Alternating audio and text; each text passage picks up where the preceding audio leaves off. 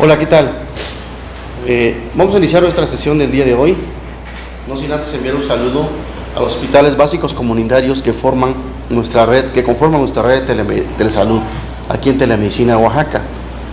Tenemos un tema bastante importante el día de hoy, como son los cuidados integrales de enfermería en enfermedades crónico-degenerativas.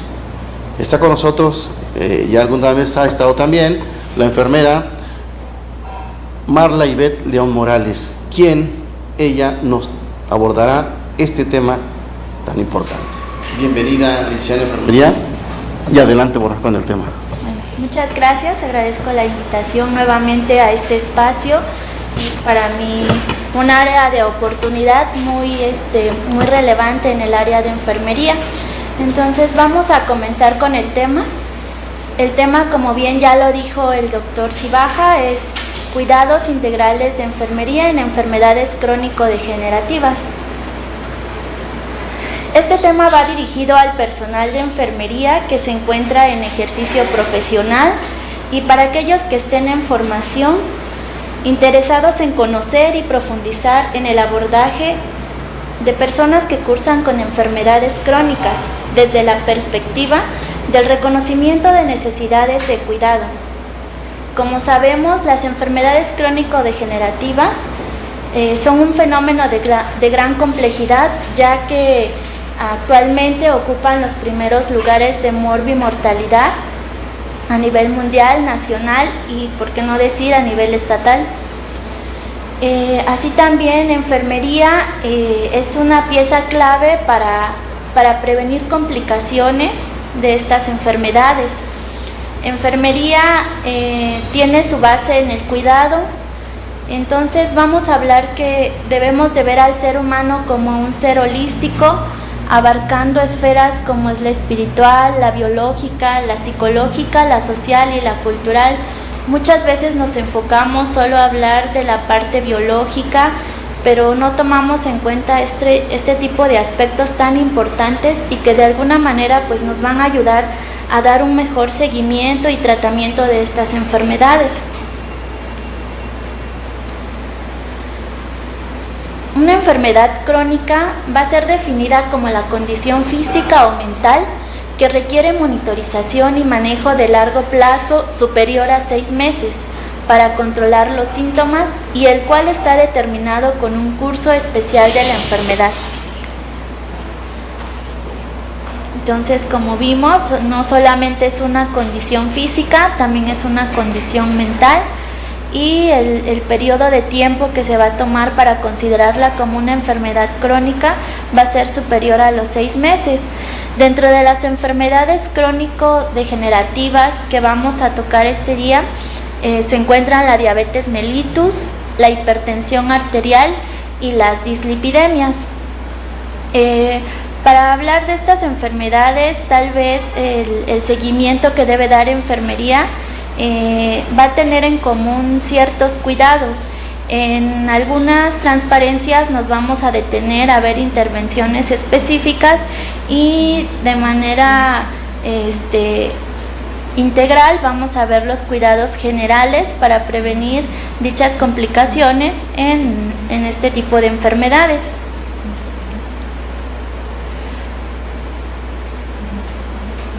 Cabe señalar que la información que vamos a ver fue extraída de las guías de práctica clínica que pertenecen al catálogo maestro de la CNT.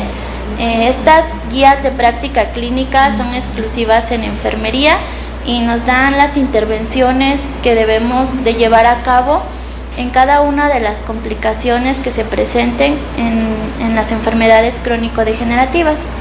Bueno, las características de una enfermedad crónica van a ser que son a largo plazo, como ya vimos, mayor a 6 meses, son inciertas. ¿Por qué? Porque va a depender del control que el paciente tenga sobre su enfermedad. Es decir, mientras un paciente sea un paciente que lleve un estilo de vida adecuado, un control metabólico, va a ser muy diferente el curso que siga su enfermedad a aquel paciente que es descuidado, que a lo mejor no tiene apoyo familiar. Entonces por eso se dice que son inciertas. ¿Requieren de cuidado paliativo? Claro que sí, sobre todo aquellos que ya presentan complicaciones ya tan desgastantes por el mal cuidado que se le dio a la enfermedad. A veces dejan pasar 5, 10 años, 15 años, que fue un tiempo muy valioso y donde enfermería a lo mejor debió de haber aportado algo para que el paciente no cayera en complicaciones. También las enfermedades crónicas reúnen múltiples condiciones, son degenerativas y tienen fallas a largo plazo. También son molestias desproporcionadas en la vida de las personas, ya que no solo afectan su calidad de vida, sino también afecta el entorno, su familia. Ya no es lo mismo tener una vida normal, sin molestias, a tener una vida donde ya implica la utilización de varios servicios complementarios médicos, además de los gastos económicos que se generan.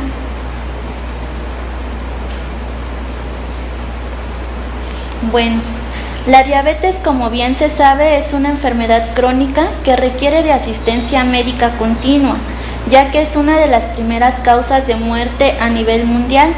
La Federación Internacional de Diabetes Mellitus calcula que hay 246 millones de personas que la presentan y que para el 2030 habrá 370 millones de personas que padezcan esta enfermedad. México no figura entre las primeras causas de muerte. El descontrol de la enfermedad se asocia al desarrollo de complicaciones crónicas como es la nefropatía diabética, la retinopatía diabética, la neuropatía y la enfermedad cardiovascular. La primera complicación que vamos a ver es la retinopatía. Esta es una complicación muy común en los pacientes con diabetes mellitus. Es la causa principal de ceguera en ellos y ocurre por el daño de los pequeños vasos sanguíneos de la retina. Al principio tal vez no se notará ningún cambio en la visión, pero con el tiempo la retinopatía puede empeorar, afectando ambos ojos, ya sea por la formación de microaneurismas, aumento de la permeabilidad vascular, cierre de los capilares y arteriolas retinianas, proliferación de vasos nuevos, contracción de vitrio y proliferación fibrosa. En esta complicación, enfermería tiene unas intervenciones específicas.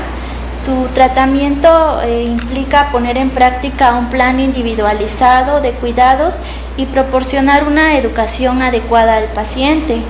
Debemos enseñar al paciente a identificar algunos síntomas como es la visión borrosa, pérdida gradual de la visión, que vea sombras o áreas de visión, dificultad para ver en la noche. También nos pueden referir a lo mejor hilos que flotan, visión borrosa. Todas estas sintomatología es importante que como personal de enfermería la conozcamos, ya que somos el primer contacto con el paciente y tenemos muchas áreas de oportunidad para establecer un plan individualizado, dar una educación adecuada al paciente acerca de las complicaciones que tiene este tipo de enfermedad como es la diabetes. Debemos enseñarles que la retinopatía puede aparecer muchos años después del inicio de la diabetes, que hay buenas probabilidades de conservar la visión siempre y cuando el paciente controle sus niveles de glucosa, que cambie sus estilos de vida. También debemos enseñarles que los exámenes oftalmológicos son muy importantes. También debemos decirle que si es un paciente que no se cuida y que es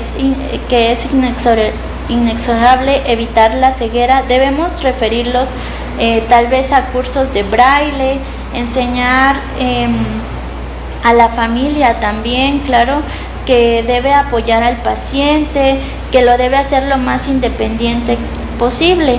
Hay pacientes que a lo mejor ya presentan algún grado de retinopatía o ya algún grado de ceguera y tienden a deprimirse, a aislarse, a sentirse personas que ya no pueden hacer nada. Sin embargo, nosotros podemos educar a la familia para que apoye a este tipo de pacientes, tal vez en casa doblando ropa, lavando los trastes. O sea, no es nada del otro mundo poner actividades a estos pacientes para que no caigan en este tipo de depresión. Las guías de práctica clínica en este aspecto marcan que debemos enviar al paciente cuando nos llegue a la visita, lo debemos mandar a control médico para la realización del fondo de ojo. Esto es muy importante, sobre todo en pacientes que se ha diagnosticado ya una retinopatía, lo debemos mandar anualmente. En aquellos pacientes que ya cursan con diabetes desde hace años, a partir del 5º año de que se diagnosticó la diabetes, debemos mandarlo a una revisión de fondo de ojo. ¿Por qué? Porque pues aún estamos a tiempo de prevenir tal vez mayor lesión si es que ya la existe.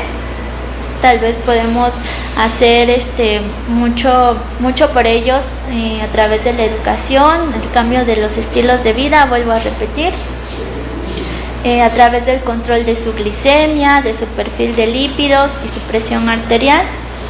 En las mujeres embarazadas también se debe hacer este tipo de revisión de fondo de ojo, obviamente en aquellas que han presentado diabetes, antes de la concepción, en el primer trimestre y posterior cada 3 o 6 meses. A continuación les presento un cuadro donde vamos a ver los indicadores meta en los cuales debemos tener a un paciente con diabetes mellitus para evitar no solamente la retinopatía, sino también la nefropatía y las enfermedades cardiovasculares que se deriven de la diabetes.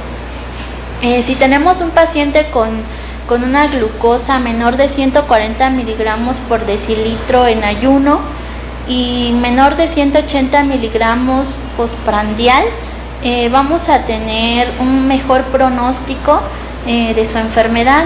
Asimismo, la hemoglobina glucosilada menor al 7%, es decir, en parámetros de 5 a 6.5%, se ha demostrado que mejora o previene el riesgo de padecer nefropatía y retinopatía diabética, no así con la neuropatía.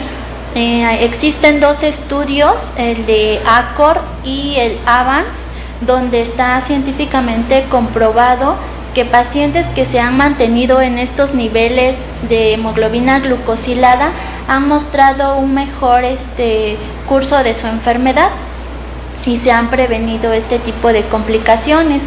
La presión arterial también juega un papel muy importante en pacientes ya diabéticos.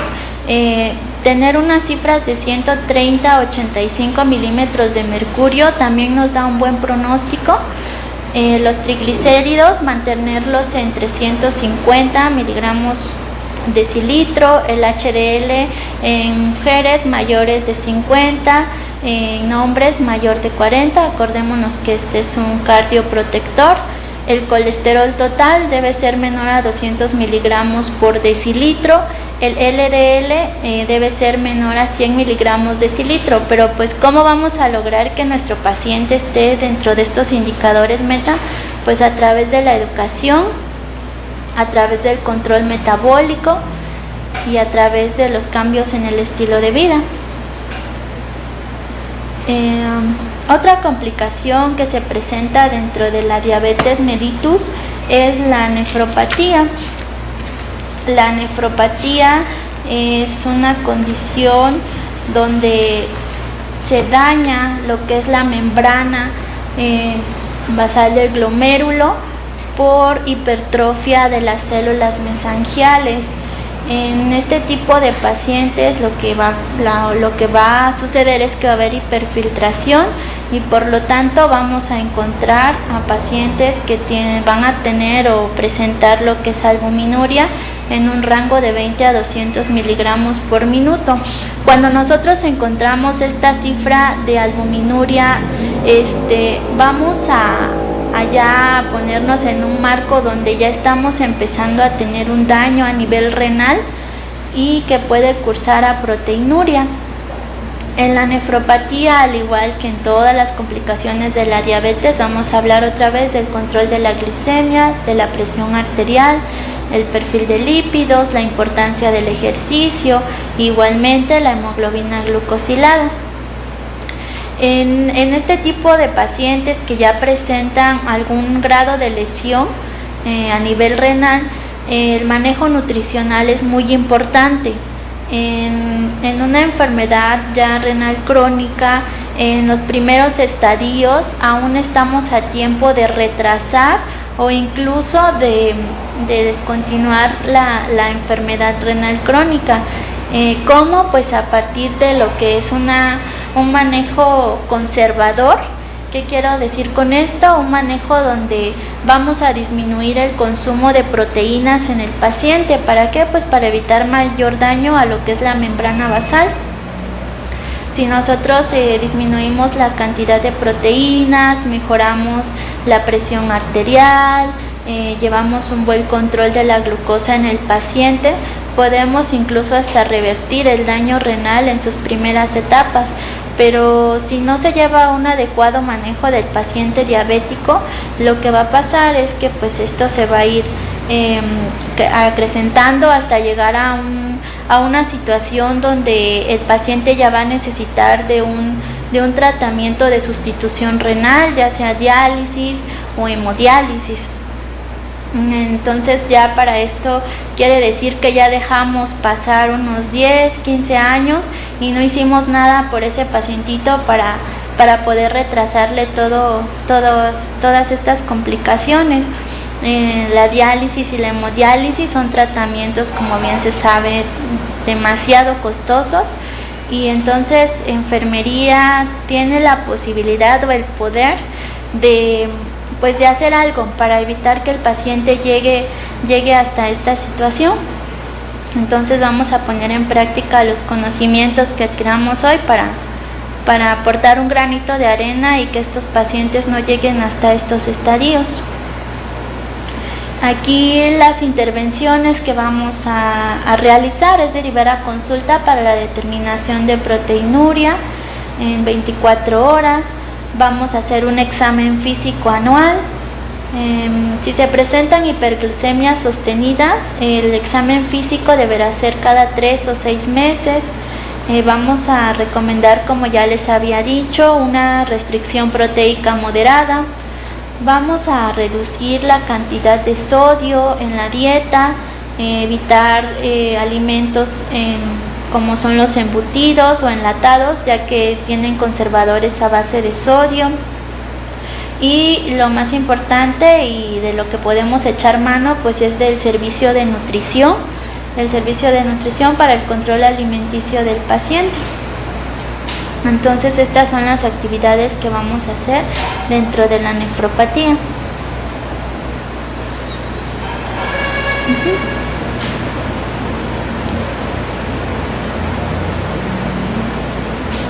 Aquí. Un punto importante también es dar el seguimiento adecuado y la información adecuada. Nosotros podemos explicar al paciente hasta dónde puede llegar o el impacto que puede tener un tipo de complicación como esta en su vida, tanto en su trabajo como en su familia, hacerlo consciente de que es él el único autor de su cuidado y que depende mucho de él el curso que tome su enfermedad.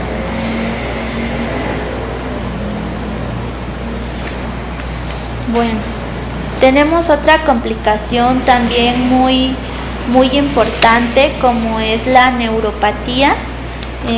Esta condición también es por el daño a a los nervios por el aumento de las cantidades de glucosa en sangre. Pero aquí una condición muy importante a lo que nos lleva a la neuropatía, pues es al ya comúnmente conocido como pie diabético. Así como en las complicaciones anteriores mencionamos los cuidados generales, aquí los cuidados específicos de enfermería en el paciente que ya presenta tal vez alguna lesión en los pies, pues es valorar los pulsos pedios, valorar las características de la piel y partes óseas, la temperatura de la piel, la hidratación. Debemos visualizar si no hay fisuras, eritema, zonas anormales de presión, edema. Debemos hacer examen vascular con prueba de llenado capilar, también la prueba de retorno venoso. Podemos echar mano de lo que es el diapasón y el uso de monofilamento para detectar la sensibilidad que tiene ese pie. Así también es muy muy importante la valoración de un calzado adecuado. Debemos de enseñar a los pacientes que deben usar zapatos que sean de preferencia cerrados, con suela gruesa, que no les queden ni muy justos ni muy guangos, que sean unos zapatos que sean cómodos al caminar, al pisar, que no les causen ningún tipo de deformidad. También debemos enseñarles que deben revisar los zapatos antes de ponérselos para evitar que haya tal vez, no sé, alguna piedrita, algún animal, algo que pueda causar alguna lesión al pie. Recordemos que este tipo de pacientes con el tiempo van perdiendo la sensibilidad y puede que se lastimen y no lo sientan. Entonces siempre deben revisar sus zapatos antes de colocárselos. Así también el uso de los calcetines, enseñarles que no deben ser calcetines que les queden apretados. Pueden utilizar medias, pero que no tengan tanta cantidad de compresión, porque pues esto también nos puede generar una trombosis. En cuanto a esto, estos son los cuidados más importantes que debemos enseñar al paciente para la prevención del pie diabético. También vamos a hacer el seguimiento anual. Si nosotros detectamos factores de riesgo, como antes los mencioné, se debe hacer de cada 3 a 6 meses. El examen de los pies debe incluir la clasificación de riesgo de ulceración. Debemos hacer una revisión anual en pacientes de bajo riesgo, en los pacientes de riesgo moderado de 3 a 6 meses y en los de alto riesgo de 1 a 3 meses. Debemos tener mayor vigilancia en pacientes mayores de 70 años, con diabetes mellitus de larga evolución, con problemas de visión, aquellos que son fumadores, con problemas sociales o que vivan solos, tal vez aquellos pacientes que ya tienen pérdida de la visión, pues son pacientes que tienen mayor riesgo de presentar este tipo de lesiones. Entonces, a veces los pacientes llegan ya con los pies demasiado dañados, incluso ya a una amputación, pero otra vez vuelvo a recalcar cuántos años y cuánto tiempo dejamos pasar, y no nos tomaba más de 10 minutos darle una plática como esta a nuestro paciente para evitar que llegue a esta complicación.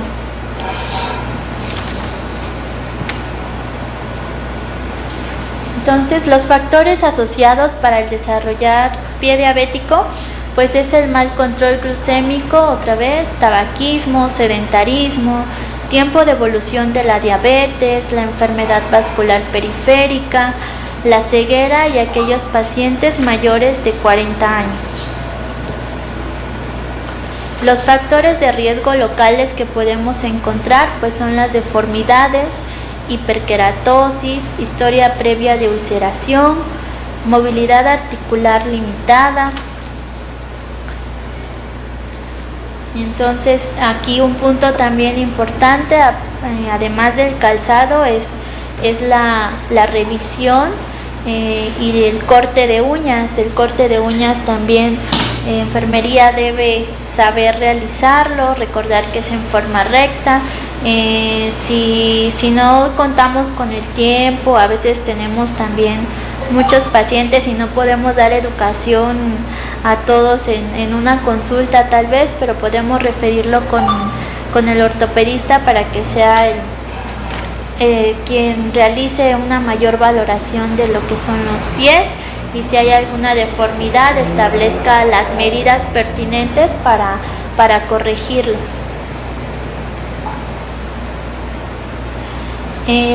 Otra complicación de la diabetes es la enfermedad cardiovascular, que también tiene que ver con todo lo que ya vimos antes, con el control de la glicemia, control de lípidos, control de la presión arterial, el manejo nutricional. Todos, si nosotros llevamos un adecuado control, como ya lo habíamos dicho, vamos a evitar también este tipo de complicación. La hipertensión es otra enfermedad crónico-degenerativa, es de causa multifactorial, que afecta a casi 1/3 de la población mundial, la cual es asociada a malos estilos de vida. Es una de las principales causas de muerte y mortalidad. Se caracteriza por niveles elevados y sostenidos de la presión arterial en parámetros mayores a 140-90 milímetros de mercurio. Esta enfermedad, al igual que la diabetes mellitus, nos va a causar lo que es daño a nivel de la retina, retinopatía hipertensiva, nefropatía hipertensiva, igualmente enfermedades cardiovasculares. Este cuadro que presento es la clasificación de la presión arterial, es la que nos establece la guía de práctica clínica para el manejo de la hipertensión arterial, pero así también la norma oficial mexicana, donde vamos a catalogar a nuestro paciente o vamos a clasificarlo dependiendo las cifras de TA que mantenga. Entonces ya vemos que tenemos una presión óptima cuando se encuentra menor a 120 milímetros de mercurio la sistólica y menor a 80 la diastólica. Una presión normal cuando la tenemos de 120 a 129 la sistólica y la diastólica de 80 a 84, y así nos vamos a ir hasta llegar a una presión arterial cuando se encuentra en 100 parámetros de 140 a 90 como una hipertensión de grado 1. Es importante saber que a partir de cifras de 130 a 85 ya podemos estar considerando a un paciente como prehipertenso. Entonces, personal de enfermería es quien se encarga de tomar la presión arterial en cada visita médica, y entonces conocer esto es de vital importancia para referir a los pacientes a tiempo, ya sea para un control farmacológico y, si está dentro de lo posible, a un no farmacológico a través de la educación y de los cambios en el estilo de vida.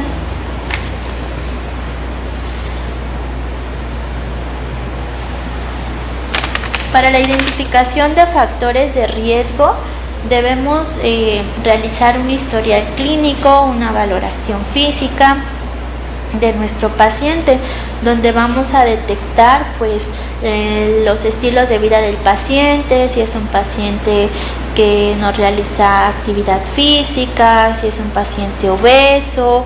Ahí también vamos a detectar los niveles de glucosa a través de la toma de la glicemia capilar. Vamos a detectar también pacientes que tengan niveles altos de triglicéridos, de colesterol. Vamos a detectar si ya tienen antecedentes de familiares que hayan cursado con enfermedades cardiovasculares, si consumen alcohol, tabaco, el tipo de actividad que desempeñan en su trabajo, si presentan estrés psicoemocional. Entonces, todos estos factores de riesgo a nosotros nos van a servir para detectar las necesidades del paciente y donde podemos hacer una intervención oportuna a través de los planes de cuidados de enfermería que pues ustedes ya conocen.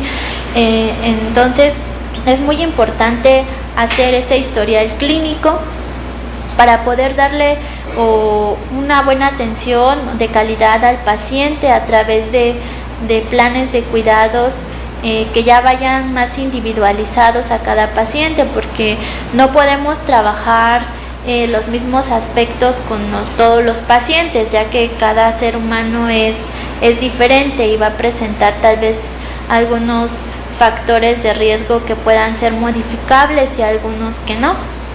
Entonces vamos a guiarnos sobre esto para sensibilizar al paciente y para hacer una detección temprana, pero sobre todo para prevenir complicaciones.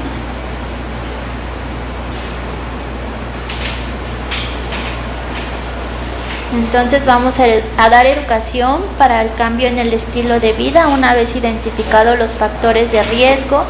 Si es necesario, vamos a referir con el médico para el tratamiento farmacológico. Si todavía está dentro de nuestras manos, pues vamos a dar educación al paciente. Vamos a seguir monitorizando la presión arterial. Vamos a enseñar al paciente que debe tener una bitácora donde lleve los registros de su presión arterial a diario para así establecer las medidas a tomar o los cambios que se deben hacer en su tratamiento. La monitorización de la presión arterial, aunque es un procedimiento muy rutinario, tiene que ver mucho la manera en cómo nosotros lo realizamos. Debemos considerar que el brazalete debe ser colocado alrededor del brazo, con su manguito centrado en la parte inferior del brazo. La cámara neumática debe cubrir 2/3 del perímetro braquial. La base inferior del manguito debe estar 2 a 3 centímetros por encima del pliegue del codo. Vamos a detectar primero la presión arterial sistólica por palpación de la arteria radial y posteriormente vamos a insuflar 20 milímetros de mercurio por encima de esta. Al desinflar lo vamos a hacer a un ritmo de 2 a 3 milímetros de mercurio. Este debe ser el procedimiento correcto para realizar la toma de la presión y evitar mediciones erróneas. Puntos claves a tomar también es que debe ser en un ambiente tranquilo. El paciente no debe estar bajo situaciones de estrés, no debió de haber consumido cafeína o tabaco o alcohol antes de su medición. Por eso es importante el interrogatorio que mencionábamos al principio.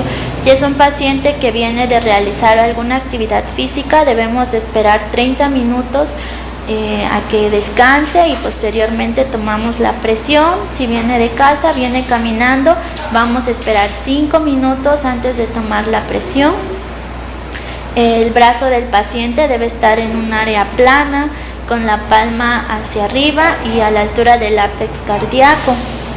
Todos estos factores nos van a llevar a tomar mediciones de la presión adecuadas y establecer los diagnósticos pertinentes. También debemos saber que la variación entre la toma de la presión arterial entre un brazo y otro va a oscilar entre 5 y 10 milímetros de mercurio. Es, la diferencia normal que debe de haber. Cuando ya sobrepasa este tiempo, pues ya puede haber alguna alteración a nivel de las arterias por arteriosclerosis. Entonces vamos a tomar muy en cuenta este tipo de factores para tomar buenas determinaciones de la tensión arterial.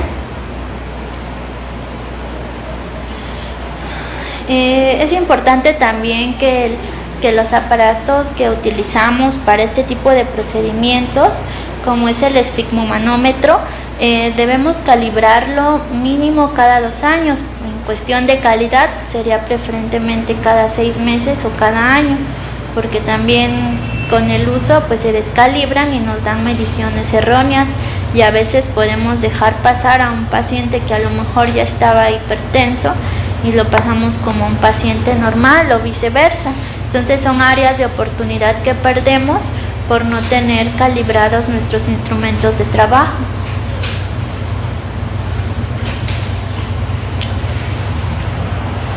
Las dislipidemias es otro tema también muy importante y que causa también gran impacto en la sociedad. Son las alteraciones cuantitativas y cualitativas de los lípidos plasmáticos. Como sabemos, las enfermedades coronarias son la principal causa de muerte en el país. La detección y tratamiento de las alteraciones de los lípidos pues son claves para el manejo de las enfermedades crónicas. 2 encuestas nacionales han demostrado que las anormalidades de los lípidos son factores de riesgo más comunes en los adultos mexicanos. Esto es un dato muy alarmante, ya que lo más curioso de esto es que los factores de riesgo para las dislipidemias son factores que se pueden modificar y sin embargo dejamos que el tiempo avance y que la enfermedad llegue al paciente a llevarlo a alteraciones como la aterosclerosis, un infarto agudo al miocardio o una trombosis, cuando que simplemente con disminuir el consumo de grasas saturadas, el realizar ejercicio, el no someternos a estrés, pudo haber prevenido todo esto. Entonces las dislipidemias, así como la diabetes, la hipertensión, son enfermedades que se pueden prevenir y sin embargo no sé qué está pasando con la educación que se le esté dando al paciente en el primer nivel de atención, y no solo en el primer nivel, o sea, a todos los niveles, ¿no? Pero enfatizo más en ese porque es ahí donde se tiene el primer contacto con el paciente. Entonces ahí el ejercicio es una clave importante. Se recomienda hacer 30 minutos de ejercicio, incorporar hábitos que permitan una mayor actividad física. Estos hábitos, al hablar de este tipo de hábitos, podemos tal vez entablar, caminatas en grupo, con la familia. A veces cuando realizamos actividad en grupo disminuye la ansiedad o disminuye a veces nos cuesta un poquito realizar el ejercicio, pero ya con esto pues es como que más fácil. Valorar el tratamiento antihipertensivo. En pacientes que tienen cifras de 140, 100 milímetros de mercurio no se va a recomendar este ejercicio por obvias razones, porque puede aumentar más la presión arterial. En los pacientes con diabetes mellitus se debe administrar la insulina después del ejercicio para evitar hipoglicemias.